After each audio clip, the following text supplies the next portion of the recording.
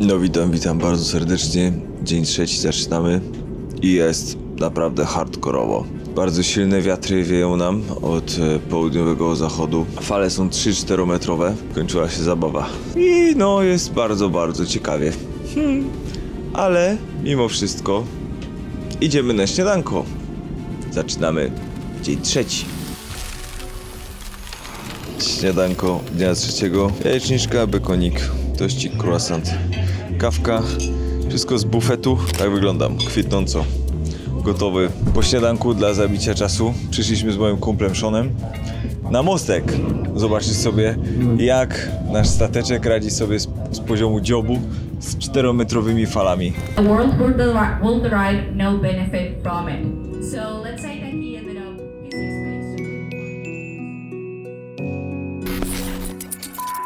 No, kolejny wykład sobie troszeczkę przyspałem i teraz nowa energia we mnie wstąpiła, więc postanowiłem z moim ziomkiem Adrianem przejąć kontrolę nad statkiem. A jak? Aktualnie, jak już na pewno wiecie, przemierzamy cieśninę Drake'a. Trwa to mniej więcej 48 godzin. Poruszamy się z prędkością 10 węzłów na godzinę. 10 węzłów, czyli około 18 km na godzinę. Co znaczy, że w ciągu doby około 400 km jesteśmy w stanie przebyć. No i wypatrujemy wielorybów tutaj, żeby żadnego nie walnąć czasem. To jest, jak może pamiętacie z wczoraj, to jest główne zajęcie tutaj na mostku. No i co? Fajnie się prowadzi taką furę, tylko troszeczkę buja, trzeba się trzymać. Także odkładam kamerę, żeby nie wypaść z tego krzesełka.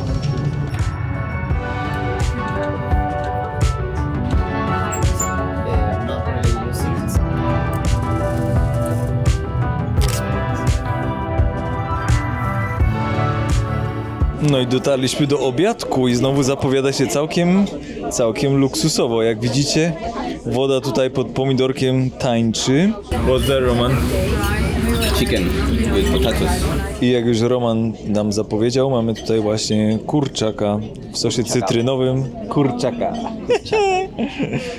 Kurczaka w sosie cytrynowym z ziemniakami. Aha, i ten kurczak jest nadziewany szynką, żeby nie było. I takie oto ciasteczko czekoladowe, wyglądające jak $1 000 000.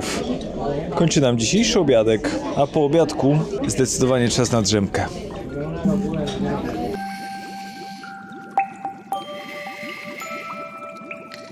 Hey, wake up! No, super drzemeczka była. Morze się już troszeczkę uspokoiło. Myślę, że wiatr zelżał z takiego 6/10 na takie 4/10, co przejawia się mniej więcej takimi warunkami, jak widzicie właśnie tu. Czyli nadal srogo buja, ale nic, do czego już się nie zdążyliśmy przyzwyczaić.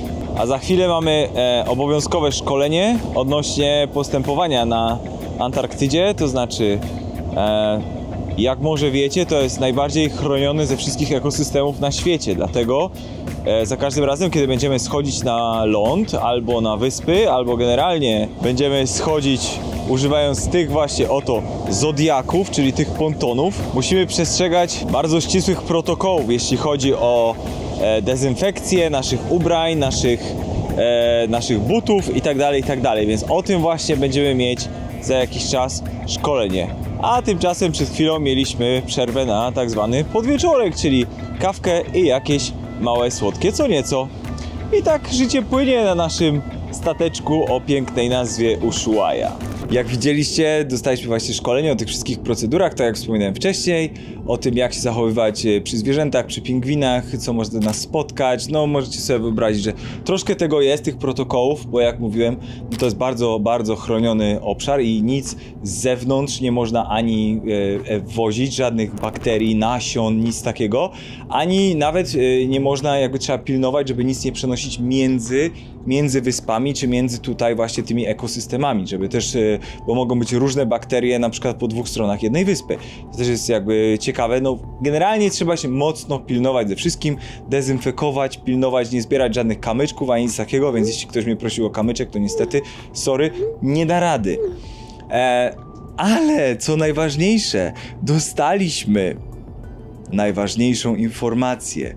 że dziś wieczorem już dotrzemy i już prawdopodobnie będziemy widzieć ląd, o ile nie będzie za bardzo mgliście, a widzę, że troszkę mgliście się zaczyna robić, więc zobaczymy, ale jutro o 9 mamy pierwsze zejście na ląd i to jest po prostu niesamowita informacja. Inną informacją dobrą jest to, że w końcu będziemy mogli dziś wieczorem wziąć prysznic, bo przy takim bujaniu, a to się nie kończyło przez jakieś 48 godzin, tak buja jak teraz albo mocniej cały czas, więc jakby branie prysznica też jest niedozwolone, bo można się po prostu wywalić, a jak ktoś sobie coś zrobi, no to jak sobie wyobrażacie, jakby tutaj udzielenie komuś pomocy jest trudne i może się nawet skończyć tym, że cały statek zawróci do Ushuai, bo jakby priorytetem jest tutaj ludzkie życie i tak dalej, więc jakby tak, wieść, że będziemy mogli wziąć prysznic, to jest coś jak w Himalajach mi się przypomina też ten prysznic po Himalajach w hotelu, to jest po prostu niesamowita ulga. Ale co do warunków, jeśli się zastanawiacie, to jest normalnie ciepła woda, mydło, bardzo solidne warunki do brania prysznica, nic takiego tutaj spartańskiego jak w Himalajach nie występuje, więc naprawdę ten statek, mimo że jest dość leciwy, on gdzieś tam jest z lat 70., ale na Antarktydzie był już, nie wiem czy wspominałem, 400 razy prawie, 375 razy, tak jak liczyliśmy z Adrianem na mostku mniej więcej. To jest bardzo luksusowy. Mi się bardzo podoba to, że jest taki bardziej kameralny, nie taki duży wycieczkowiec, wiecie, bo takie też pływają na Antarktydę, no ale zwykle nie mają takich możliwości też manewru, więc nie docierają na półwysep antarktyczny, który gdzieś tam naszym jest ostatecznym celem, żeby faktycznie postawić stopę na tym kontynencie, co dla mnie też było priorytetem, kiedy takiej wycieczki szukałem. Takiej wyprawy, ekspedycji, nie wycieczki, nazywajmy rzeczy po imieniu, Tak, także prysznic, super rzecz. Aha, i jeszcze wspomnę, że grupa nasza ma 77 osób w sumie, poniżej 100, dlatego wszyscy razem będziemy pływać na te zejścia na ląd, więc to jest też bardzo taka kameralna grupa, kameralny stateczek i po prostu fantastyczne warunki, żeby to wszystko przeżywać, bo nie ma jakiejś tam masówy, co prawda nie ma sauny i wanny tam z bąbelkami, co też czasami widać na tych rejsach ale umówmy się, kto tego potrzebuje. No, dobra, kończę, prawdopodobnie z dzisiaj, to jeszcze tylko wiadomo, raporcik kolacyjny, bo już dzisiaj nic wielkiego się nie wydarzy, aczkolwiek jeśli będzie jeszcze widoczność, to na pewno pożegnam was w dzisiejszym odcinku widoczkami z tego, jak przybijamy na ląd.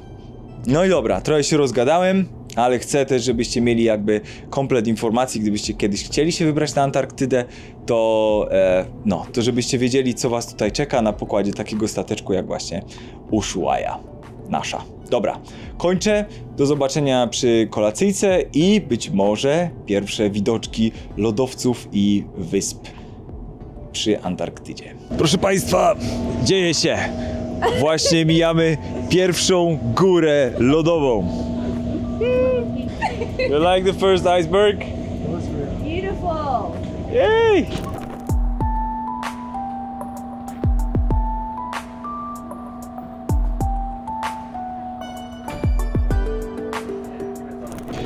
Kolacyjka jak przystało na zakończenie cieśniny Drake'a. Exclusive jak zawsze. Tu mamy melon z szynką parmeńską i balsamico. I to nie jedną, a 2 porcje. Babos. Główne danie to rybka. Smażona albo pieczona, nie wiem w sumie. Z takimi pięknymi warzywkami. Musicie przyznać, całkiem nieźle się to prezentuje. I mamy deserek, proszę państwa, taki cytrynowy krem z jakąś kruszonką. Wygląda świetnie, zobaczymy jak smakuje.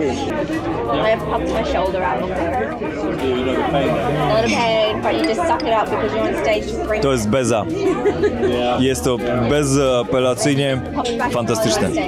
The next day. Proszę państwa, dokonało się wtorek.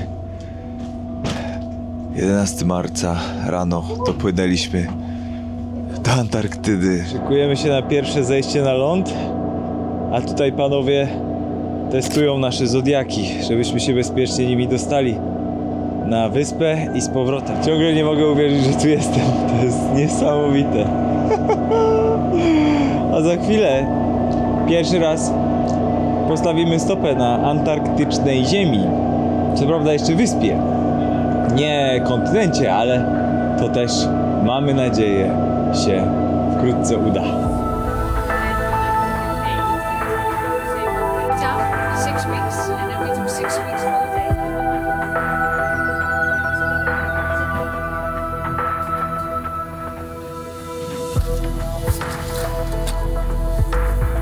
Jamie! Hello!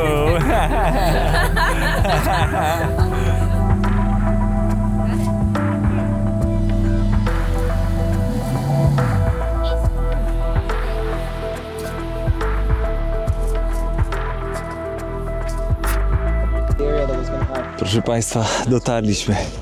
Pierwsze zejście na ląd. Zatoka Mikkelsena. I są tu już pierwsze pingwiny, foki, troszkę ptaszków.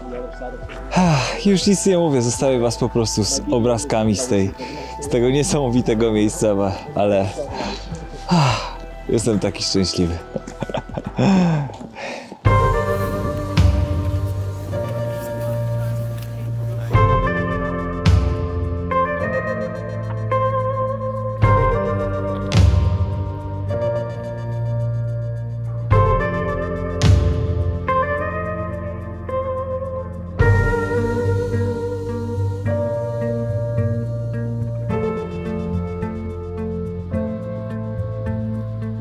Tutaj na tej wysepce w Zatoce Mikkelsena jest ogromna kolonia pingwinów białobrewych.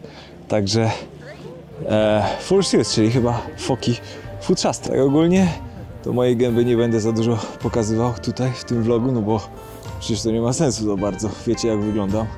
No, ale trafiliśmy na taki okres, gdzie zmieniają, jakby zrzucają to futerko i zostaje im ta już śliskie futerko. Widzicie, dlatego sporo jest w jakichś takich szaliczkach, futerkach. Taki pokaz mody antarktyczny. Niesamowita sprawa. Miejscowa jest absolutnie nierealna. Za chwilkę już się zbieramy. Nasz pobyt tutaj trwał jakieś, nie wiem, z 1,5 godziny spoko. No spełnienie marzeń, co wam powiem, spełnienie marzeń. A tu, proszę Państwa, na plaży leżą sobie kości wielorybów. I tu taki punkt charakterystyczny dla tej dokładnie Zatoki Mikkelsena. Właśnie ta łódeczka.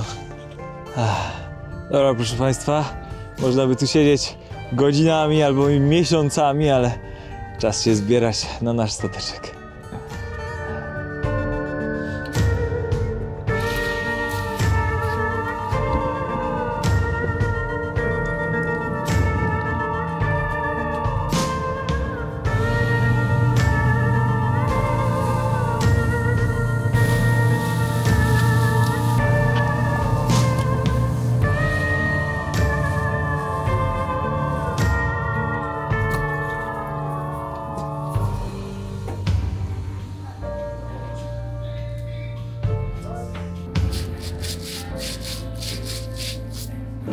Budki zdezynfekowane, także nic tu się nie powinno wydarzyć.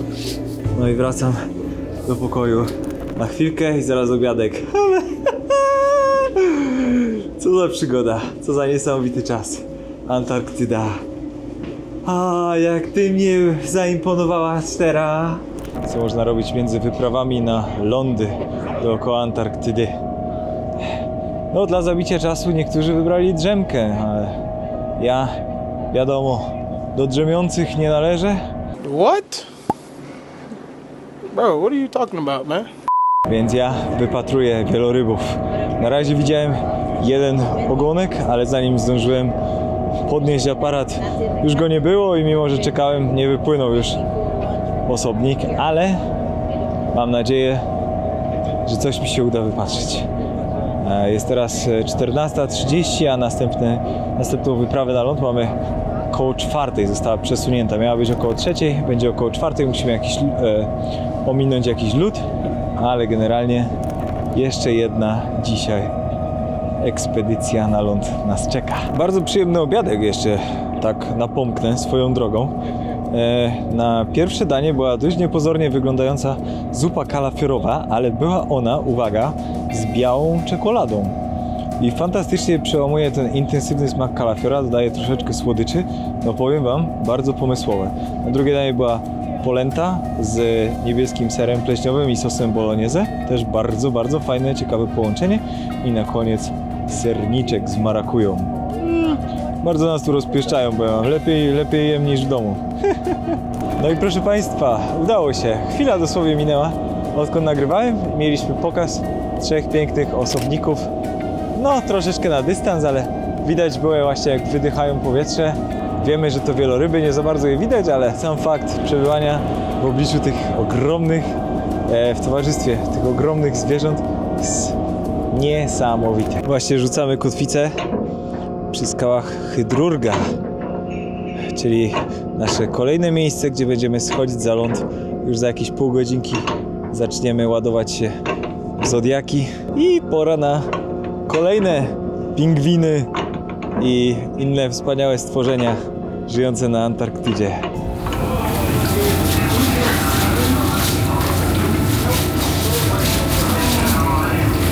Czekamy na zodiaki teraz, na drugie zejście na ląd, już wydezynfekowani. Jest, tak.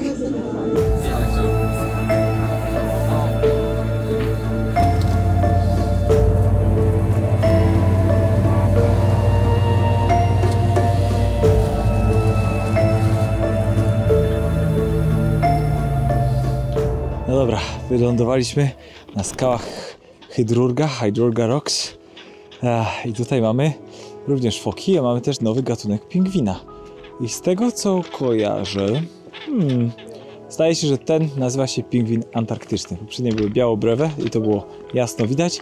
Ten, zdaje się, to jest pingwin antarktyczny w naszym polskim języku. Po angielsku nazywa się chinstrap pingwin. No, czyli totalnie nie antarktyczny. No cóż.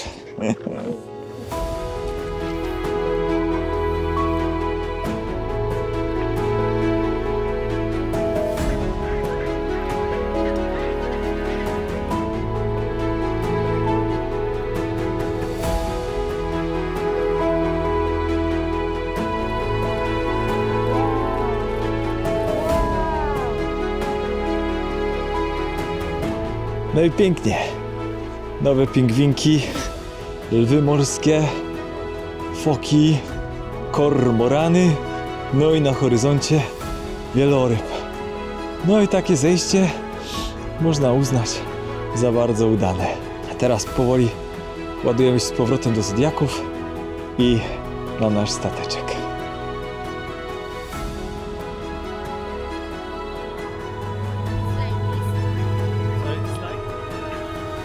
Kolacyjkę po tym pięknym, pełnym emocji dniu zaczynamy od zupki z cukinii rozgrzewającej.